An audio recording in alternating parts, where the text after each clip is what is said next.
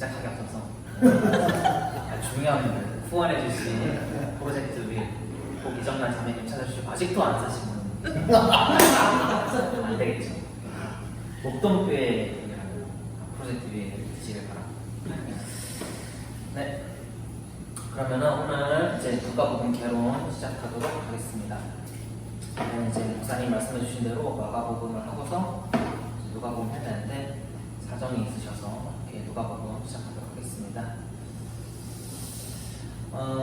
들어가면서 여러분 이제 저번에도 제가 이순신 이야기 했었는데 이번엔 좀 다르게 우리나라 사람들이 이순신 되게 좋아해요. 제가 그렇다는 게 아니라 우리나라 사람들이 되게 제가 알기로 세종대왕보다 더 많이 드라마 역사화된 인물로 알고 있어요. 더 많은 이렇게. 자, 근데 다 달라요. 그 중에서도 세 개를 뽑아놨는데 하나는 드라마, 하나는 영화, 하나는 드라마. 근데 세 개가 영화와 드라마라는 차이도 있겠지만 다 다루는 어떤 초점이나 관점 같은 게 다 달라요. 제목부터 다르죠. 이거는 임진왜란 1592 해가지고 임진왜란 전반에 대한 이야기를 속에서 이순신을 중심으로 이렇게 다루는 이야기겠죠. 이건 뭐죠? 명량.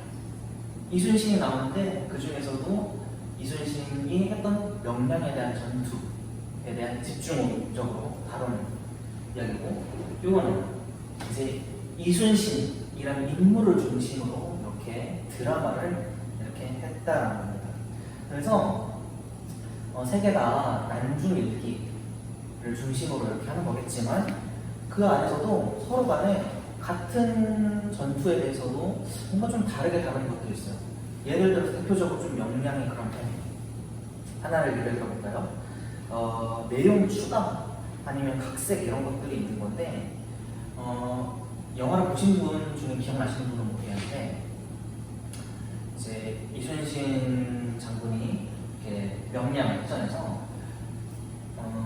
자기 전투 중에 화공선, 그러니까 배 안에 폭약을 잔뜩 실은 일본 배가 조용히 다가오고 있었어요. 근데 그것에 대해서 사람들이 소리를 쳐가지고 이렇게 알려서 그걸 보고서 막았다라는 내용이 이렇게 명량에 나옵니다. 그런데 난중일기 안에서는 그렇게 사람들이 소리쳐서 했다는 게 아니라 이 전투를 이기는 데는 사람들의 도움이 있었다라는 정도로만 기록이 돼요. 그러니까 보면 어떻게 보면 조금 각색이나 추가가 있었다. 크게 다른 건 아니지만 그런 것들이 있었다. 그래서 실제 인물에 대한 이야기를 다루는데도 조금 어떤 관점에 따라서 다루는 것이 다를 수 있다. 우리가 마태, 마가, 누가, 요한복음, 복음서는 4개고 그 중에 공관복음, 그래도 같은 관점으로 쓰인 복음서가 3개라고 하는데 그 3개조차도 서로 다르다라는 거예요. 그래서 그 다른 관점을 잘 이렇게 다루지 않는다면은 엉망진창이 될 수 있어요. 잘 다루면은 또 좋은 이렇게 것이 나올 수 있겠지만 그렇지 않더라고요. 자, 요거 한번 그려보세요. 신기하죠? 요거는 앞모습인가요? 옆모습인가요? 두 모습이 다 있어요. 그렇죠. 그렇죠. 신기하죠? 앞모습이 있는 것 같으면서도 옆모습이 있는 것 같아요. 그래서 이거는 되게 잘 맞는 것 같아요. 이런 식으로 한 게 우리가 이제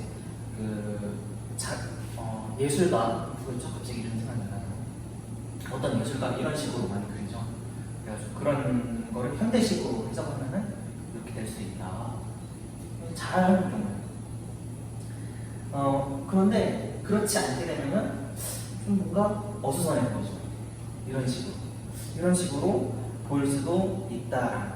그래서 이번에 제가 아이들을 데리고, 주력교 아이들을 데리고 영화 왕들의 왕을 보러 갔어요. 근데 그 영화에서는 복음서의 이야기들이 다 이렇게 섞여서 나왔어요. 다 섞여서 나와가지고 예수님이 태어날 때 bun방박사가 찾아왔어요. 그런데 이번에는 목자들을 찾아왔어요. 자, 그리고 요한복음에만 나오는 이야기인 그 너희들 중에 죄 없는 자가 이 이름을 돌로 치라 아니구나. 뭔가 다 들어갔죠. 그런데 거기에서 모든 이야기를 이렇게 주제 없이 섞은 게 아니라 그 안에서 왕들의 왕, 정말로 왕은 누구인가? 라는 주제를 선명하게 잘 뽑아냈어요. 그 영화를 보면은 아마 이런 느낌을 할 수 있어요. 근데 우리가 그러지 않고 세 가지를 그냥 우리 순서대로 하면 안 돼? 해가지고 섞으면은 이렇게 될 수 있는. 그래서 어떤 역사적 순서대로 구성을 해보자 라고 하면은 그거는 어떤 의도와 많이 달라질 수 있다라는 거. 자, 그래서 그렇다면 누가복음은 어떤 의도로 이렇게 예수님의 이야기를 다시 이렇게 만들어냈는가? 없는 이야기를 만들어냈다는 게 아니라 순서를 구성하고 조금 추가하고 어떤 건 빼기도 하고 그런 식으로 했다는 거예요. 그래서 누가복음만에 나는 예수님이 이런 분야라고 고백을 합니다. 자, 한번 알아볼게요. 첫 번째 이야기, 낮은 자와 높은 자입니다. 그래서 지금부터 이제 설명해 드릴 것들은 누가복음에만 있는 이야기들을 좀 중심적으로 조금 다뤄봤어요. 자, 누가에게 요한은 어떤 인물인가? 다른 복음서에 비해서요, 세례 요한에 대한 이야기가 누가복음에서는 굉장히 많이 나와요. 그만큼 관심이 많고 또 기준이 높다. 그럴 뿐만 아니라 좋은 평가도 이렇게 이어진다는 거죠. 그래서 에스겔이 몸짓으로 이렇게 자신의 예언을 대신하고 말로 할 것을 몸짓으로 대신하고 그리고 앞으로 있을 일들, 심판에 대한 징조의 전달자, 또 권능이 함께한다 이런 것들. 그래서 에스겔도 좀 닮아 있고요. 또 이삭은 좀 더 닮아 있습니다. 그래서 의인이다. 그런데 성경에서는 세례 요한 보고서도 의인이다라고 하고, 그리고 이제 아브라함과 사라가 늙은 부부였는데 또 세례 요한의 아버지 사가랴 또한 그 부부가 늙은 부부였다. 그리고 그 아들이 기쁨의 아들이었다라고 하는 것도, 또 하나님 천사가 이름을 지어주었다라는 것도 비슷한 부분, 이런 것들 굉장히 비슷한 게 많아요. 사무엘도 좀 닮아있어요. 사가랴도 제사장 가문이었죠. 사무엘도 제사장 가문. 여기도 이제 자식이 없었어요. 오랫동안 자식이 없었고, 그리고 그들은 나시인이었습니다. 여기 조금 이제 큰 글씨로 한다고 했는데 잘 표현이 안 됐네요. 그 중에서도 조금 크게 살펴보면 좋을 게 여기서도 나오는 한나의 기도. 한나가 오랫동안 자식이 없었어요.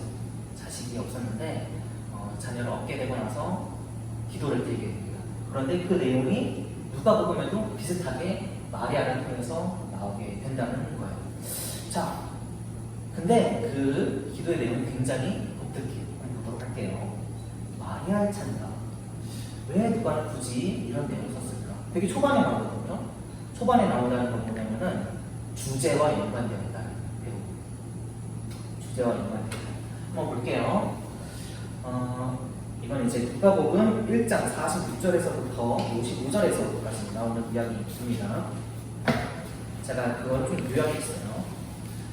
그의 팔로 힘을 보이사 마음의 생각이 교만한 자들을 흩으셨고 권세 있는 자를 그 위에서 내리치셨으며 비천한 자를 높이셨고 줄인 자를 좋은 것으로 배불리셨으며 부자는 빈손으로 보내셨도다. 이게 이제 누가복음에 나오는 이야기입니다. 그리고 사무엘서 2장에 나오는 한나의 기도는 오른쪽에 있는데요. 비슷하죠? 심히 교만한 말을 다시 하지 말 것이며 용사의 활은 꺾이고 풍족하던 자들은 양식을 하여 혼을 팔고 줄이던 자들은 다시 줄이지 아니하리다. 여호와는 가난하게도 하시고 부하게도 하시며 낮추기도 하시고 높이기도 하시는도다. 그래서 풍족하던 자들, 배부른 자들은 가난해질 것이고 가난한 자들, 줄인 자들은 다시 부해질 것이다. 배부르게 될 것이다 라고 이야기를 하고 있어요. 근데 이게 누구의 입을 통해서 나오냐면은 임신한 마리아의 입을 통해서 나오고 있다는 거예요. 대부분 임신했으면 하나님, 내가 오랫동안 아이가 없었는데 아이를 주셔서 감사합니다 라는 이야기가 나오는 게 정상이에요. 맨 처음에. 근데 이런 이야기가 나오고 있다. 굉장히 독특하죠. 그만큼 마리아의 입을 통해서 누가는 이런 이야기를 하고 싶었다. 단순히 가난한 자들이 부해질 것입니다 라는 것뿐만이 아니라 높은 자들이 낮아질 것입니다 라는 것까지 같이 이야기하고 있습니다. 좀 유의 있게 분석했죠. 그래서 내가 좀 높은 자와 낮은 자를 나눠놓고 나는 높은 자일 것 같아 라고 하는 사람들은 찔릴 거예요. 그렇지 않겠어요? 내가 낮은 자이다 라고 생각하는 사람들은 위로가 될 것이고, 그런 것들이 크게 뭐 상관이 없다 라는 사람들은 괜찮겠지만, 사람을 급으로 나누는 사람들, 그래 놓고서 나는 좀 괜찮은 사람이야 하는 사람들은 이 말씀을 들으면 굉장히 찔릴 거예요. 자, 비슷한 예가 또 나온다는 거예요. 누가복음 2장, 바로 뒷장이 또 나오는 거죠. 시몬이 아기를 안고 하나님을 찬송하여 이르되 주제여 이제는 말씀하신 대로 종을 평안히 도와주시는도다. 내 눈이 주의 구원을 보았사오니 이는 만민 앞에 예비하신 것이요 이방을 비추는 빛이요 주의 백성 이스라엘의 영광이니이다. 보라 이는 이스라엘 중 많은 사람을 패하거나 흥하게 하며 비방을 받는 표적이 되기 위하여 세움을 받았고 라고 이야기하고 있어요. 그냥 흥하게 하면 좋을 텐데 어떤 사람은 패하고 어떤 사람은 흥하냐고 이야기를 굳이 한 번 더 하고 있는 거예요. 자, 여기서 빗줄을 그렸죠. 이방을 비추는 빛이요. 이것도 이제 주제에 들어가게 되는 거예요. 자, 이건 뒤에서 한 번 더 다루도록 하고요. 우리 예수님의 첫 설교 하면 이제 그러면은 예수님, 나는 이제 누가는 예수님 이렇게 보았다까지 볼 수 있는 그런 장면이겠죠. 첫 설교를 다루는 거니까. 목사님이 굉장히 좋아하는 성경 구절이에요. 누가복음에 나오는 건데, 주의 성령이 내게 임하셨으니 이는 가난한 자에게 복음을 전하게 하시려고 내게 기름을 부으시고 나를 보내사 포로된 자에게 자유를, 눈먼 자에게 다시 보게 하며 전파하며 눌린 자를 자유롭게 하며. 여기서 부한 자에 대한 얘기는 없어요.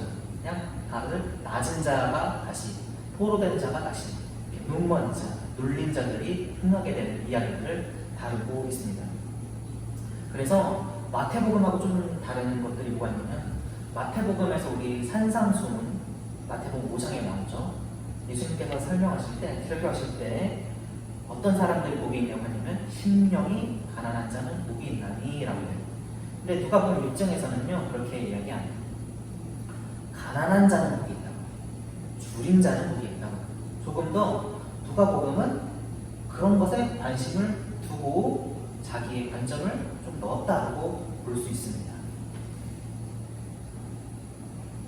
자, 영화에도 나왔던 이야기죠. 마태복음에서는 예수님이 태어났을 때 동방박사들이 찾아온다라고 이야기해요. 그래서 예수님의 어떤 그런 왕 되신 그런 것들에 대해서 굉장히 많이 이야기를 하는 거죠. 황금과 물량과 유향 같은 것은 왕에게 어울리는 것들인데 그것을 동방박사가 가지고 왔다라고 이야기해요. 누가복음에서는 그 이야기는 없어요. 그 이야기가 없고 대신에 목자에 대한 이야기가 나옵니다. 그래서 영화에서 같이 나오거나 아니면 우리가 옛날에 어렸을 때 크리스마스 때 뭐 예수님 태어난 이야기 하면 막 섞여 있을 때 있어요. 가끔 보면. 네. 누가복음은 예수님의 복음이 낮은 자들에게 전파되는 강조하기 위해서 목자들이 나옵니다. 양치기가요 좋은 직업이 아니에요. 좋은 직업이 아니고 되게 천한 사람들 아니면은 그냥 아르바이트생들 하는 직업이에요. 근데 여러분들 아르바이트생 이야기하면은 이 사람들이 책임감이 있을까요? 있는 사람도 있겠지만 없는 사람도 많아요. 사실 정규직보다는 없다라고 생각하겠죠. 그런 느낌이에요. 양치기들은 자기의 양을 치는 경우도 있지만 그렇지 않은 경우가 더 많았고, 그런 사람들은 대부분 부정직하다, 부도덕하다라고 이야기를 했어요. 그래가지고 자기 양이 아니니까 늑대, 이비 이런 것들 오면 도망간다라는 거예요. 도망가는 양치기들이 있다. 그래서 예수님은 그러지 않고 우리를 지키시는 목자시다 라고까지 이야기하는 게 그런 이유예요. 정말로 우리를 지키시는 목자다. 근데 그런 목자에게 이렇게 천사가 나타나가지고 했다라는 거는 그만큼 누가가 낮은 사람들, 관심이 많았다. 이야기입니다. 자, 두 번째, 모든 자를 구원하시는 것에 대한 특징이 있어요. 자, 근데 잠깐 질문 하나 하고 넘어갈게요. 모든 자를 구원하신다고 했을 때 어떤 생각이 들어요? 일단 좋은 감정이 드나요?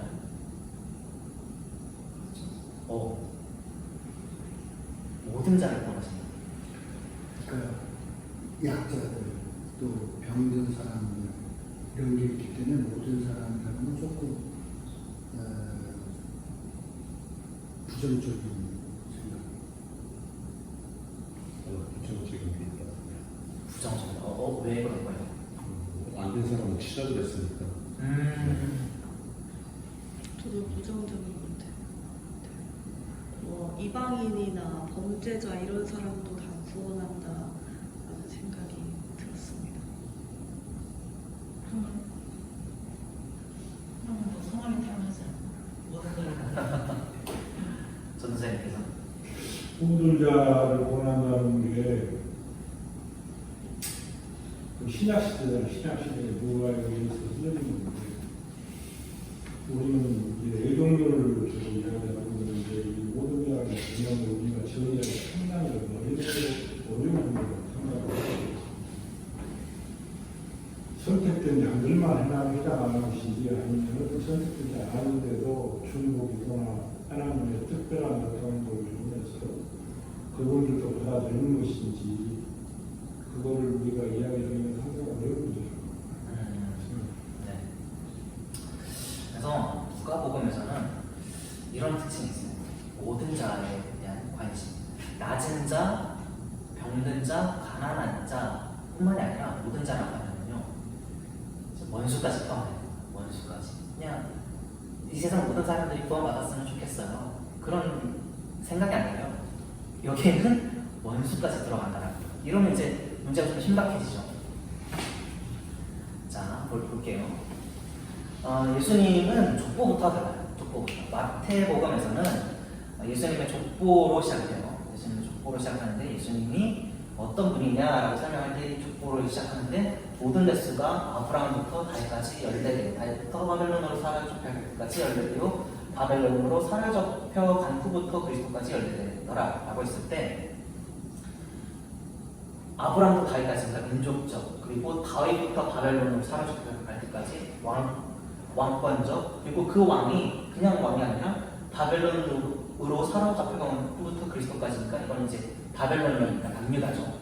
그러니까 남유다의 왕권적인 그런 이야기까지 해가지고 예수님은 어떤 분이다라는 거를 되게 잘 설명했어요. 그런데 누가복음은 그렇게 시작한 게 아니라 반대로 자기 바로 아버지에서부터 하나님을 불러요. 그래서 요셉, 다윗, 아브라함에서 멈추는 게 아니라 아담과 하나님까지 오는 거예요. 이 얘기가 무슨 이야기냐면은 모든 인류와 하나님, 그래서 모든 인간을 창조하신 하나님과의 관계성에 대해서 조금 더 이야기를 한다는 거예요. 자, 모든이 정말 나는 받아들일 수 있는가라고 봐야 됩니다. 이거는 이제 누가복음에만 나오는 이야기예요. 아까도 이제 족보도 그랬지만 예수님이 태어나기 전에 서로 관계가 좋지 않았어요. 다른 데서 뭐라고 이야기하냐면 사마리아 여자가 이르되 당신은 어찌하여 유대인으로서 사마리아 여자인 나에게 물을 달라 하나이까 하니 이는 유대인이 사마리아인과 상종하지 아니합니다 라고 이야기해요. 요한복음에서 그렇게 이야기해요.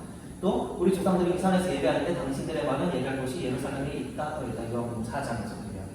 이거는 오래전부터 있었던 이야기예요. 오래전부터.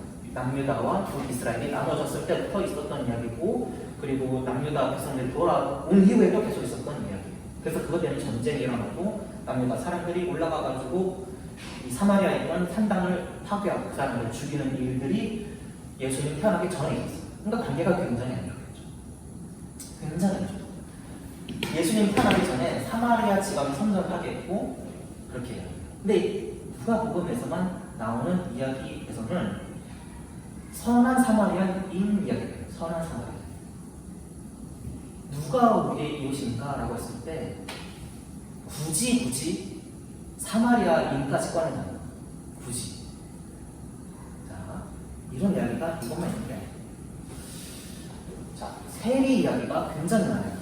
세리에 대한 이야기는 다른 복음서에서도 나오지만 구체적으로 쓰고 많이 쓰는 것은 또 누가복음이에요. 바리새인 서기관들이 예수께서 죄인 및 세리들과 같이 묻죠.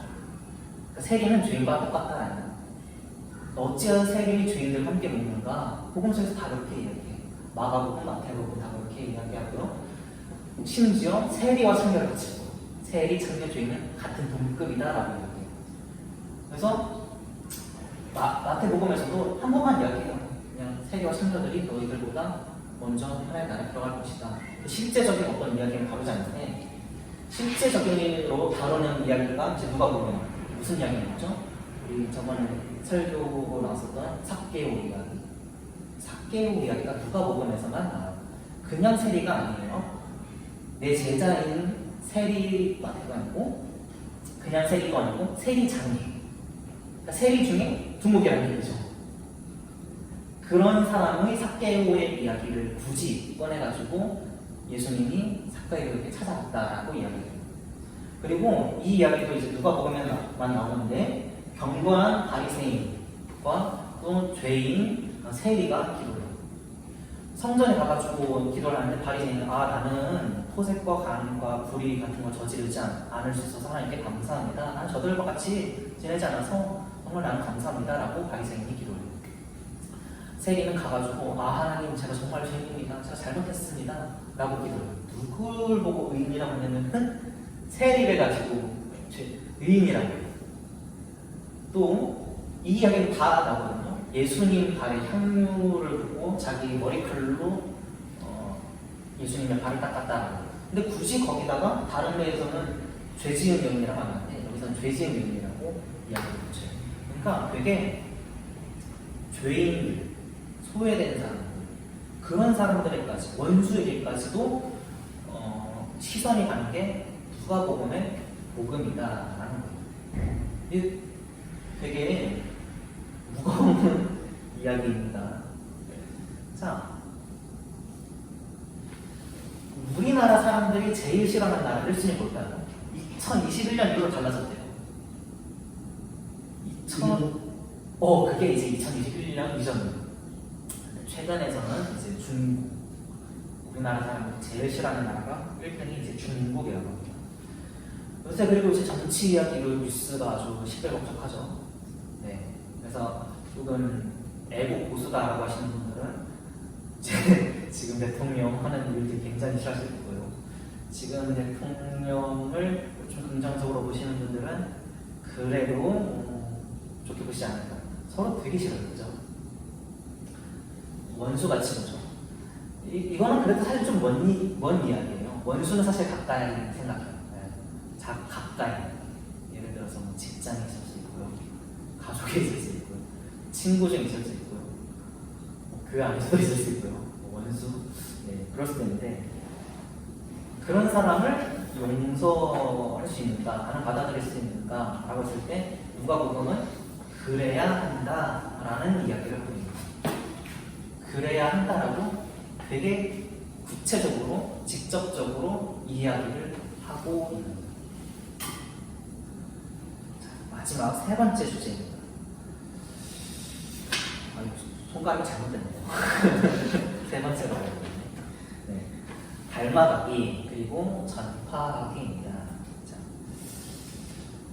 예수님을 닮아가고 또 예수님의 말씀, 또 예수님의 삶을 전파하는 거죠.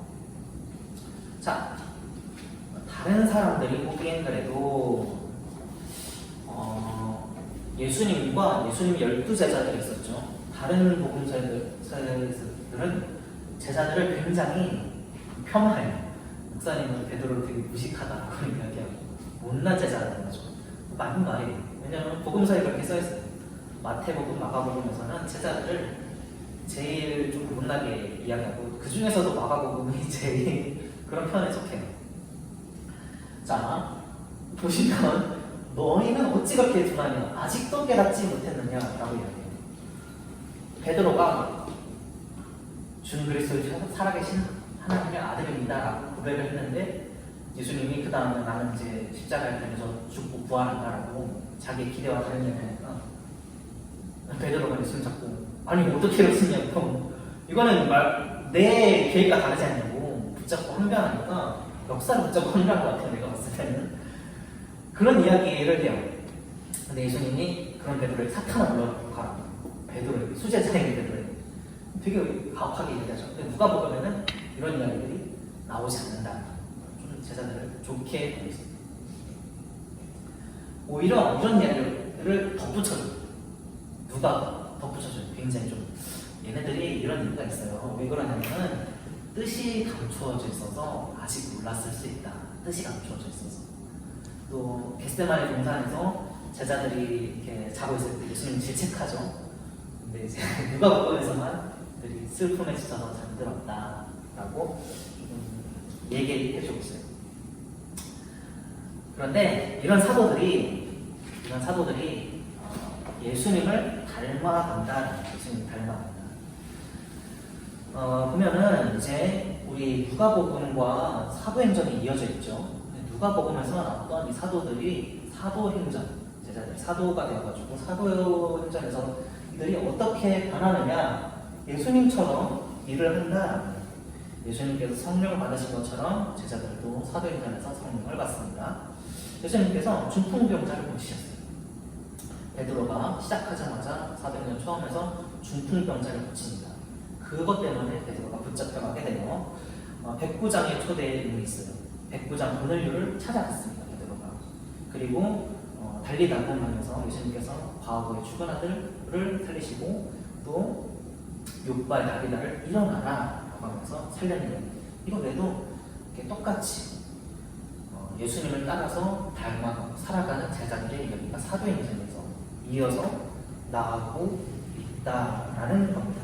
그래서 그냥 이런 기적들을 똑같이 했다는 것에 집중하지 마시고요.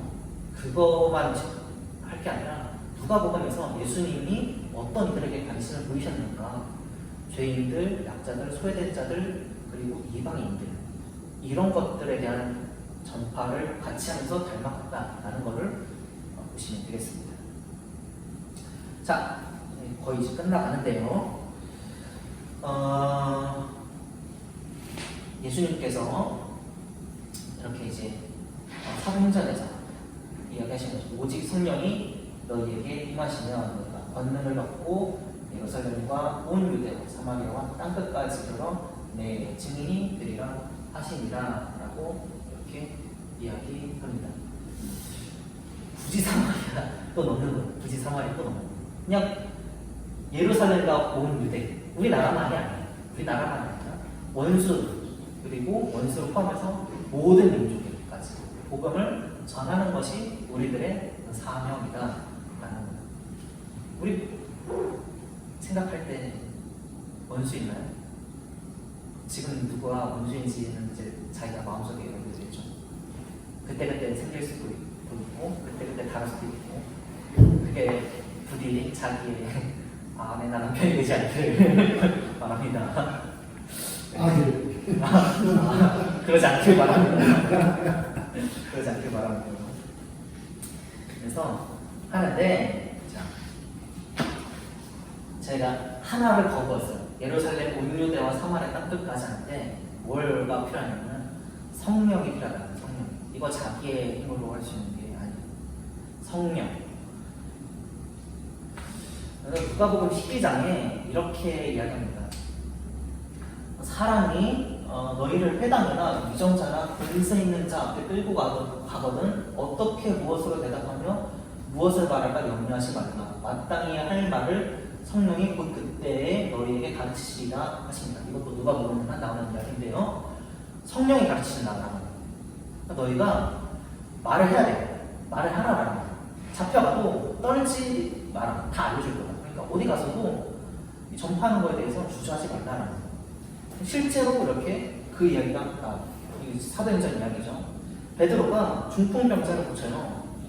성전 앞에 있는 중풍병자를 고쳤더니 아니 너가 왜 이런 일을 하냐, 너가 할 수 없는 일이 아니냐, 왜 예수님이 부활에 대한 복음을 가르치냐 라고 잡아가지고 물어보는 거예요. 베드로가 근데 뭐라고 하냐면은 성령이 충만할 때라고 이야기하고 있어요. 그래서 나사렛 예수 그리스도 이름으로 이 사람이 건강하게 되어 너희 앞에 섰느니라라고 이야기하고 있습니다. 그래서 누가복음에 대해서 이렇게 몇 가지 특징들, 누가복음에서만 나오는 이야기들을 중심으로 조금 구성해 봤는데요. 제가 이제 제일 좋아하는 복음서이기도 해요. 네. 죄인들 용서하시는 복음 그런 것들.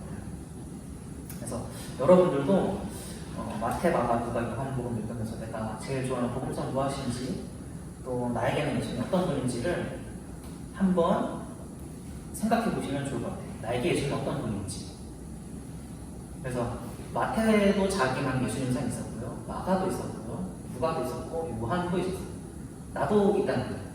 나도 있다는 거예요. 이게 왜 필요하냐면은 다른 사람에게 예수님을 전하려면 나의 예수님을 전해야 할 수 있어요. 저도 이제 이번에 몽골 학생들에게 월요일에 저녁 파스타를 해주면서 전도를 했어요. 그러면서 이제 저의 예수님에 대해서 이야기를 했는데 여러분들도 이런 것들이 필요하다라는 것들이 될 수 있겠습니다. 자, 나가보면 또 요한복음 있을 텐데 그때도 어떤 점들이 다른지 유의 깊게 보시면 좋을 것 같습니다. 베드로가 중풍병자를 고쳤다는 건데 성경이 어떻게 있습니까? 베드로가 이제 사도행전 2장에 성전 앞에 걷지 못하는 자를 이제 그거는 안진병이 거지 아니에요? 그렇죠. 죄송합니다. 걷지 못하는 자라고 하는 중풍병자. 그러니까 비슷하다라는 이야기죠. 그래서 움직이지 못하는 자, 하는 자를 뺐다라고 할 수 있습니다. 네, 또 좋은 시간 감사합니다. 이상으로 누가 또 마치도록.